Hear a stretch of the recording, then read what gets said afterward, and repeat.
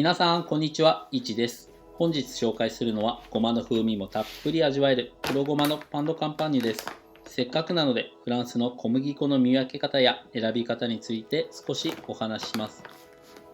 フランスの小麦粉には袋に表記されている数字の違いで種類を見分けることができます。これらの数字は小麦粉の配分率、つまりミネラルの割合を示したものです。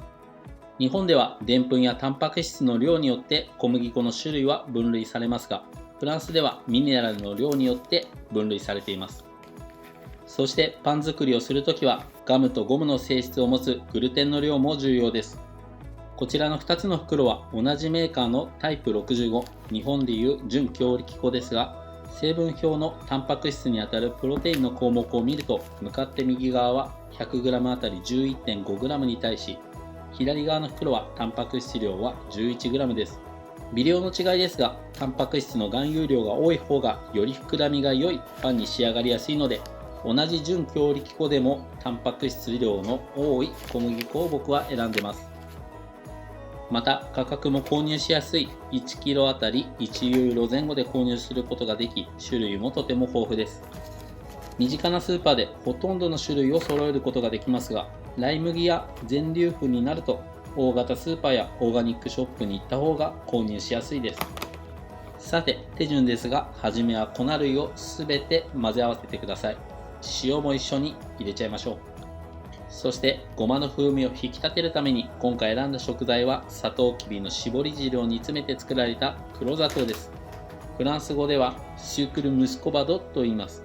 水分以外の材料をすべてボウルに入れてしっかり混ぜ合わせてください。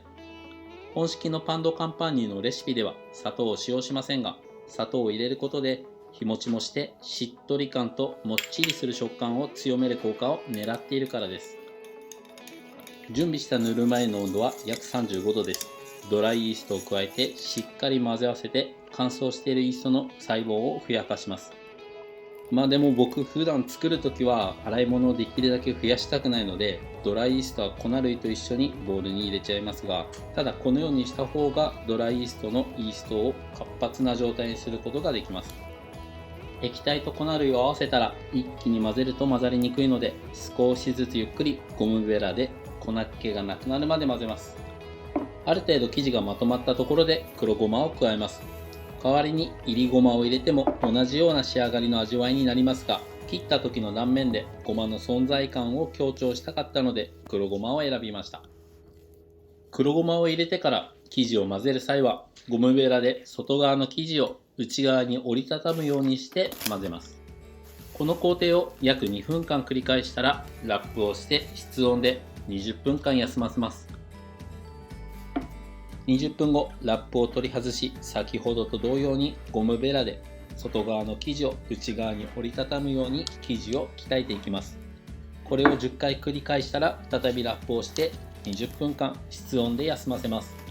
このように生地作りは休ませている時間の方が長いので、片手間で作ることができます。生地を休ませている間に粉に水分が浸透し、グルテンが作られ、生地がまとまりやすくなります。表面が滑らかになり、ツヤも出てきました。10回生地を折りたたみ、再度ラップをして最後の20分間生地を休ませます。しっかりグルテンは形成されてますね。打ち粉をした作業台の上に生地を移します。生地は手にくっつきやすいので、生地全体にも少し打ち粉をすると手にくっつきにくくなります。指先で優しくガス抜きをしながら長方形に形を整え、三つ折りにします。そして再び3つに折って生地の表面が張るように形を丸く整えます。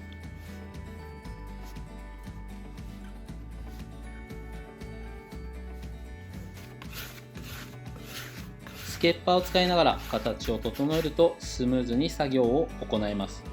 ボウルに戻したら乾燥を防ぐためにラップをして冷蔵庫の中で長時間低温発酵させます。冷蔵庫の温度は約4度です。時間は約12時間から18時間を目安にして生地の体積を2倍に膨らませます。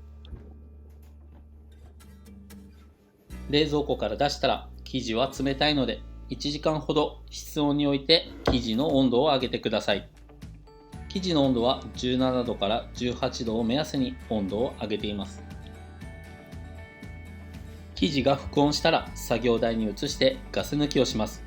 ガス抜きの効果はガスを抜いて新しいガスを取り込むことで生地の香りを良くする効果があります。そして生地を四角く平らにして三つ折りに畳むのは生地を強くする効果があるからです。また今回紹介しているレシピの加水率は 75% です。基本的なパンドカンパーニュのレシピの加水率とほぼ同じです。以前に紹介した初めてでも作れるパンドカンパーニュの加水率より 10% 近く加水率を上げているので、作り慣れてない方はしっかり打ち粉して生地が手や作業台にくっつかないように対策しましょう。生地を丸く成形したらベンチタイムを15分取ります。表面が乾かないようにボールをかぶせます。さて最後の成形工程です。同じように打ち粉をした作業台の上で生地を優しくゆっくり平らに伸ばします。長方形に伸ばせたら、まずは生地の上部3分の1折りたたみます。続いて両サイドを少しだけ内側に折りたたみ、最後に奥から手前に生地を折りたたみます。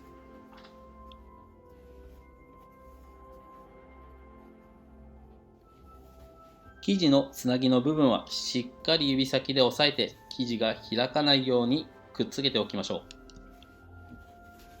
両手で優しく形を整えながらつなぎ目を下にしてクッキングシートを準備した平らなプラックの上に移動させます。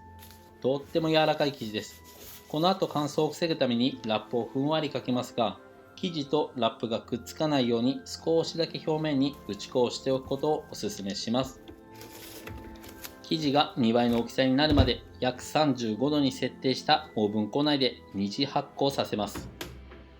時間の目安は約40分から50分程度です。2次発酵が終わったら表面に強力粉で打ち粉をします。カミソリもしくは切れる包丁でクープを入れます。斜めに入れる5本線は約 5mm ほど深く入れています。残りの細かいクープはほんの 2,3mm 程度の浅めのクープです。さて、家庭用オーブンでもクープをきれいに開かせる熱風対策です。オーブンはすでに250度に予熱してあり、2枚の鉄板は熱々にしてあります。霧吹きをしてわずかですが蒸気を作ります。素早くパン生地を熱々の鉄板に移し、2枚目の下の鉄板に熱湯を注いで蒸気を発生させます。蒸気がとどまることで生地の表面温度が上がりにくくなり、表面の焼成を遅らせてクープが開きやすくなります。もう一つの解決策はストーブ鍋の中で焼く方法もクープがきれいに開く手段の一つですね。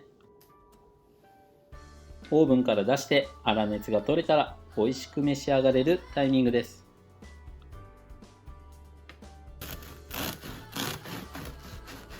表面はパリッと、そして中はしっとり焼き上がってます。ごまの風味とパンのうまみがしっかり味わえる僕の大好きなごまのカンパーニュです。焼きたてはぜひそのままで味わってみてください。黒砂糖を入れたことでしっとり感ともっちりする食感が強調されています。砂糖の甘さはわずかに感じる程度なのでパンの風味を邪魔しない味わいになっています。お好みでカットしてからオーブントースターで表面を焼いて全体をパリッとさせるとごまの香ばしさが増してさらに美味しく召し上がれます。もうバターしかつけてないんですけど、もう止まんなくなりますよね。最高です。こういったパンドカンパーニュを自宅でも作れるようになるといろんな人に喜んでもらえると思うので、ぜひ皆さんもご家庭で挑戦してみてください。それではまた次回の動画でお会いしましょう。さようなら。